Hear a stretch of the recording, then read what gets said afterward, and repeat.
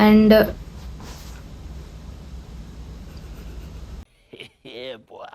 I thought the hardest part about moving to UK would be घर से इतना दूर दूसरे कंट्री में अकेली आना. बट ऑनेस्टली कलेश तो मेरी जर्नी स्टार्ट होने से पहले ही स्टार्ट हो चुके थे. सो एक्चुअली मैंने अप्लाई किया था सितंबर इनटेक के लिए, but I had to defer it to January because of some issues in student loan. उसमें कुछ तो कॉम्प्लिकेशंस आ गए थे जिसकी वजह से मुझे मेरा सितंबर इनटेक जनवरी में डिफर करना पड़ा. और ऑनेस्टली उस टाइम पे ऑलरेडी बहुत ज़्यादा स्ट्रेस हो गया था बिकॉज सब कुछ डिले हो रहा था. मैंने सुपर प्रायोरिटी वीज़ा के लिए अप्लाई किया था क्योंकि क्लासेस की डेट्स बहुत क्लोज आ रही थी एंड मेरे पास वीज़ा आया नहीं था. So I applied for super priority. मुझे लगा था सुपर प्रायोरिटी वीज़ा 2 दिन में आ जाएगा क्योंकि नाम में सुपर प्रायोरिटी है, बट मेरे वीज़ा को आने में लगे 2 हफ्ते, जिसके लिए मुझे पुणे नासिक बहुत ट्रैवल करना पड़ा था 3-4 बार. But I couldn't get hands on my visa और उस वजह से मुझे मेरी फ़र्स्ट फ़्लाइट भी कैंसिल करनी पड़ी, जिसका मुझे पार्शियल रिफंड ही आया था, जिससे बहुत बड़ा फटका पड़ा फाइनेंशियली ऑब्वियसली. और जो सेकंड फ़्लाइट बुक की थी वो भी एक्सपेंसिव थी क्योंकि वो 1 दिन पहले ही बुक की थी, तो वो एक अलग स्ट्रेस था. और इस पॉइंट पे मुझे लगा कि कुछ भी स्मूथली नहीं जा रहा है. So I was having second thoughts, but already tickets book हो चुकी थी. चलो चलते हैं. सो फाइनली मैं इधर पे लैंड हुई और मुझे लगा स्ट्रेस अभी ख़त्म हो चुका है, पर नहीं, अभी तो बस शुरुआत थी. तो इमिग्रेशन लाइन वो suppose to be of 30 minutes क्योंकि that's a standard time.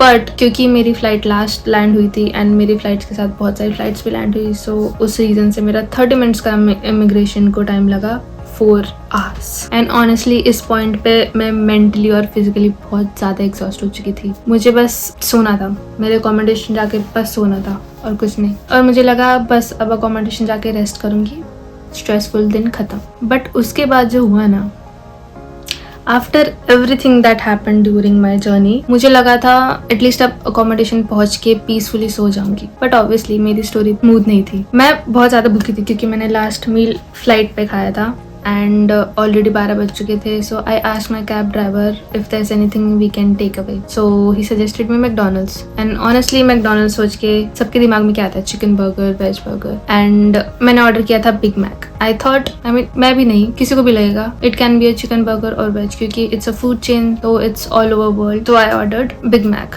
But जब मैंने मेरा ऑर्डर लिया मैकडोनल्ड से, my cab driver asked me if I eat beef and बोला नहीं I don't. He was like oh, the burger you have ordered has beef in it. And I was like, अब क्या खाऊंगी क्योंकि खाना तो था नहीं मेरे पास कुछ, राइस और कुक छोड़ के. एट दिस पॉइंट मुझे बस अपने रूम पे जाना था और सोना था. सो मैं अराउंड मिडनाइट अकोमोडेशन में पहुंची. कैब ड्राइवर ने मेरा सामान पूरा बाहर निकाला और मुझे रिसेप्शन तक पहुंचाया. और मुझे बोला गया था कि पहले से बुक करके आना वगैरह. But when I went to reception and showed her my email and everything, she said कि मेरी booking cancel because the last checking date was previous day the day I landed. And apparently उन्होंने मुझे mail भी किया था, but जब मुझे वो मेल भेजा गया था I was in flight in air, तो मुझे मेल रिसीव ही नहीं हुआ.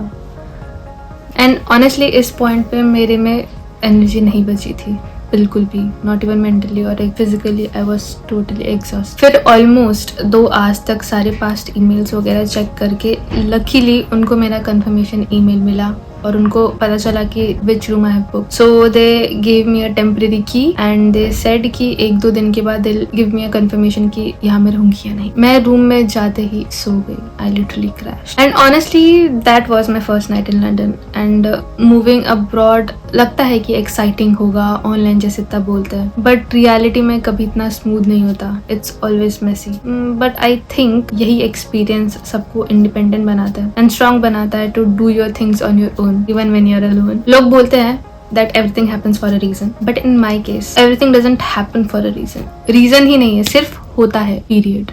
सिर्फ होता है.